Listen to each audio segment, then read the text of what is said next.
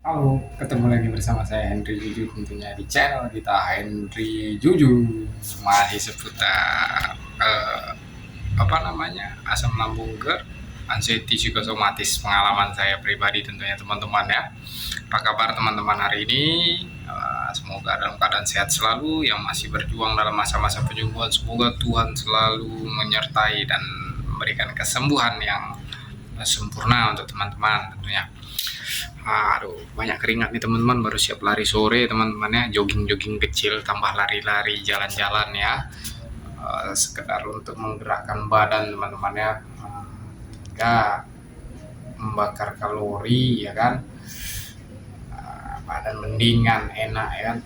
Terus tidur malam bisa lebih nyenyak, lebih berkualitas teman-teman ya. Ya, jangan lupa tersenyum teman-teman, jangan lupa bersyukur, semangat selalu karena penyakit ini yang berkaitan dengan anxiety psikosomatis ini tidak berbahaya dan memang tidak berbahaya. Nah, kembali lagi saya mengingatkan teman-teman, saya bukan seorang dokter, bukan seorang ahli terapis, bukan mentor, bukan psikiater, psikolog, dokter jiwa, bukan teman-teman. Saya hanya seorang yang pernah mengalami asam lambung anxiety psikosomatis ini yang benar-benar mengganggu produktivitas dan kualitas hidup tentunya teman-teman ya. Oke teman-teman, apa yang mau saya bahas pada kesempatan kali ini? Tentunya yang mau saya bahas pada kesempatan video ini berkaitan dengan bagaimana sih cara mengatasi ketika pikiran takut gitu ya kan, pikiran yang aneh-aneh itu datang gitu misalnya kan. Nah, ini pengalaman pribadi saya teman-teman ya, tentunya mungkin banyak yang merasakan atau mengalami sensasi ini, salah satu sensasi yang dialami oleh penderita anxiety psikosomatis segera asam lambung ini ya.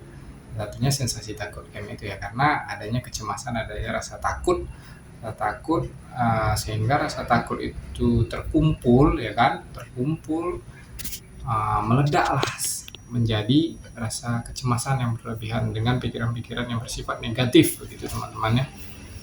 Jadi dulu mungkin takut tersengat lebah, takut kena gigit kalajengking, takut segala macamnya itu di alam bawah sadar dikumpul meledak ya. Jadi ujung-ujungnya sekarang apapun yang bersifat negatif, berita yang bersifat negatif, kita takut gitu. Apalagi dengar tetangga atau kerabat atau orang yang kita kenal itu dipanggil Tuhan misalnya kan.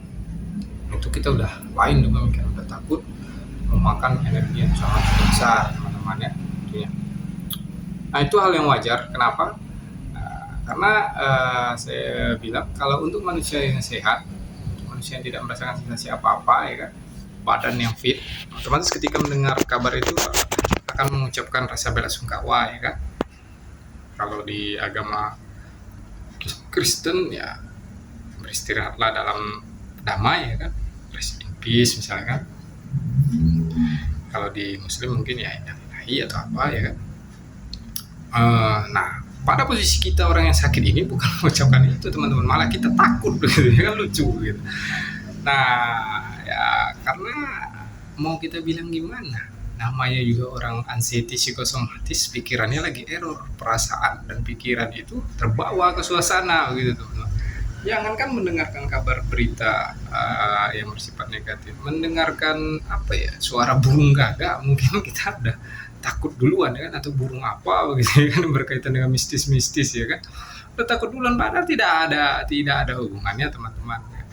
Ya perlu diingat saja teman-teman, pada prinsipnya hidup dan mati kita itu Tuhan yang atur, jangan pernah menebak-nebak, jangan pernah menerka-nerka gitu. Umur itu sudah diatur Tuhan teman-teman ya kan, nggak mesti harus melalui penyakit ini dulu ya. Kalau memang udah sampai di situ umurnya ya dipanggil Tuhan kembali gitu. Toh juga ribuan orang, mungkin lebih dari ribuan, puluhan ribu mungkin orang yang sembuh dari penyakit ini, umurnya panjang, ada banyak ya. Jadi jangan dikait-kaitkan teman-teman. Tapi ya susah juga kita bilang itu kan berkaitan dengan perasaan ya kan. Perasaan ini susah diatur, pikiran ini susah diatur. Nah, kalau memang kita sudah tahu penyebabnya bagaimana ya kan, pikiran susah diatur, ya kita cari cara mengatasinya bagaimana. Yang pertama teman-teman yang saya lakukan biasanya, jangan sendiri teman-teman, usahakan jangan sendiri dengar berita-berita kayak gitu, karena kayak manapun hebatnya teman-teman dalam kondisi yang tidak stabil pikiran perasaan tersebut ya, mengalami psikosomatis anxiety ya disertai GERD ini, kalau sendiri berat teman-teman dari pikiran. Maksudnya kalau ada teman kita bisa ngobrol, kita alihkan cerita atau apa begitu kan, jadi sehingga kita tidak terlalu larut dengan memikirkan itu ya kan, dengan meresapi, menebak-nebak, merasa-rasa terhadap diri kita sendiri, jadinya kan menghubung-hubungkan hal yang tidak terhubung gitu kan teman-teman. Jadi yang pertama ya jangan sendiri dulu gitu ya. Jangan sendiri, alihkan fokus ke yang lain misalnya teman-teman ya, alihkan atau nelpon atau apa ya kan, jangan dipikir-pikir teman-teman, memang susah tapi ya dibiasakan jangan mikir-mikir, karena saya berpasrah sama Tuhan itu aja ditanamkan ke hati dan pikiran. Jangan gara-gara terlalu banyak pikiran, tenaga terkuras, ujung-ujungnya apa? Sensasi lain timbul, teman-teman. Itu juga tidak baik untuk diri kita kan begitu. Yang ada nanti teman-teman tambah sensasi yang lain, tambah lagi nanti pikirannya ya kan, aneh lagi ya kan. Mulai lagi panic attack ya, mulai lagi cemas yang lain ya. Nah, itu seperti lingkaran setan yang berulang-ulang yang ada hanya menyiksa pikiran dan perasaan kita saja. Sebetulnya kalau kita bisa mengabaikannya ya kan, kita tangkis saja dengan pikiran-pikiran positif kita, masa bodoh saja, rasa dia tidak akan melebar di pikiran kita, tidak akan mempengaruhi apa-apa di pikiran kita teman-teman.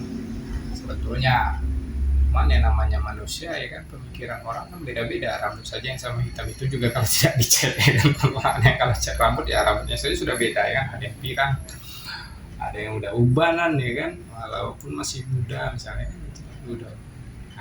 Nah, kembali lagi ke permasalahan tadi teman-teman ya. Yang pertama itu jangan sendirian kalau bisa. Yang kedua, lakukan aktivitas yang mudah dilakukan untuk mengalihkan, contohnya nelpon gitu teman-teman ya, kalau dalam keadaan masih terang atau masih sore ya, bawa jalan keluar atau olahraga teman-teman ya untuk mengalihkannya. Itu yang kedua teman-teman. Yang ketiga ya bisa baca-baca buku teman-teman, atau dengar musik yang membuat kita happy teman-teman. Jangan pokoknya terfokus dengan pikiran itu, nanti kalau kita fokus itu yang lain tidak bisa kita kerjakan. Jadi teman-teman, fokus kita hanya ke itu aja. Nah kalau udah terlalu fokus ke situ sudah selesai teman-teman, mulai lagi sensasi yang lain kan gitu, mulai lagi gemeteran, mulai lagi menebak-nebak. Nah ini itu tukang tebak ya nih, mulai lagi kepo nanti ya kan, cari lagi apa penyebab ini segala macam, kok bisa kayak gini ya, ini ya. Nah, itu jadi kalau dengar berita-berita informasi yang bersifat menyedihkan, duka cita atau apa,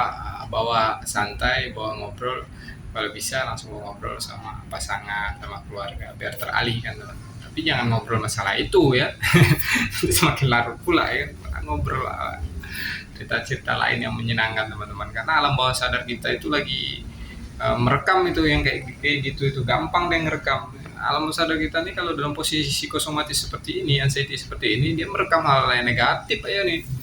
Nah, yang sedih ya kan, yang diputusin pacar lah apa, direkam itu yang jelek-jelek itu. Sedangkan yang positif-positif jarang dia, karena kita udah terbiasa untuk merasa-rasa penyakit, merasakan badan tak enak, badan tak fit, lemas, kelingan, goyang-goyang, udah terlalu sering kita rasakan. Kenapa lagi ya, kapan sembuhnya? Nanya kapan sembuhnya, kita lagi mengingat penyakit seperti itu teman-teman. Memang agak susah, tapi pelan-pelan coba diperbaiki, dipositifkan pikirannya aja, sehingga nanti lambat laun akan ada di titik dimana ketika kita mendengar berita-berita negatif, suara-suara yang aneh atau pemikiran-pemikiran yang aneh timbul, kita tidak merasa apa-apa, santai. Karena kita sudah belajar untuk membentenginya teman-teman, begitu teman-teman. Tidak mudah bukan berarti tidak bisa teman-teman ya. Seperti pepatah mengatakan kita bisa lancar karena sering mengulang-ulang gitu teman-teman. Jadi ulang-ulanglah hal-hal yang positif, lakukan hal-hal yang positif yang menggembirakan tentunya ya kan, sehingga apapun pemikiran-pemikiran negatif yang timbul bisa kita tepiskan teman-teman, bisa kita kesampingkan gitu. Jadi dengan kita melakukan hal positif tersebut, alam bawah sadar mulai merekam hal positif. Yang lama kelamaan seperti anak tangga, ya kan, satu-satu naik, sampai di titik ke-10 ya kesembuhan jadi tanpa kita sadari. Ya, kalau kita menyadari kita sembuh, berarti belum sembuh teman-teman ya kan. Tapi kalau kita tidak menyadari, tiba-tiba sudah tidak terasa lagi, dan kita sudah baik-baik saja, tidak ada ketakutan lagi, tidak ada cemas lagi, ya di posisi saya rasa sudah merdeka, sudah sembuh teman-teman. Namanya orang sudah merasakan itu teman-teman. Yakin saja, semangat, pasti ini tidak berbahaya. Memang tidak berbahaya teman-teman. Kalau semangat teman-temannya, pokoknya intinya motivasi diri sendiri, berserah kepada Tuhan. Tuhan yang punya hidup ini teman-teman. Jangan takut, Tuhan yang jaga ya kan. Burung di udara Tuhan pelihara. Apalagi kita manusia yang punya akal pikiran ya kan. Harus semangat, harus positif berpikir, harus yakin sembuh, karena bakal sembuh gitu. Ini hanya penyakit permainan pikiran saja teman-teman, permainan mental dan perasaan saja ini. Kalau udah sembuh lambungnya, sudah aman ya kan, itu tinggal psikologisnya aja teman-teman. Ayo semangat, ayo bangkit, jangan mental kita mental tempe, jangan mau dikendalikan oleh pikiran. Kita yang punya badan ini, kita yang punya pikiran ini, ayo kita yang kendalikan. Serahkan semua sama Tuhan, Tuhan akan membantu ya, percaya Tuhan. Semangat sembuh, semangat sehat, salam hormat dari saya. Kalau konten ini bermanfaat, video ini bermanfaat, saya mohon untuk subscribe, karena saya akan jauh lebih semangat lagi untuk mengupload video-video pengalaman pribadi saya berkenaan dengan asam lambung, anxiety, psikosomatis ini teman-teman. Kalau ada yang membutuhkan informasi, boleh di-share. Kalaupun ada yang mau ditanyakan atau yang belum jelas, ya tinggalkan di kolom komentar teman-teman. Terima kasih banyak buat waktu dan kesempatannya. Salam hormat, salam sehat, jangan lupa tersenyum, intinya tersenyum. Tidak ada apa-apa. Salam hormat dari saya, Henry Juju. Bye-bye.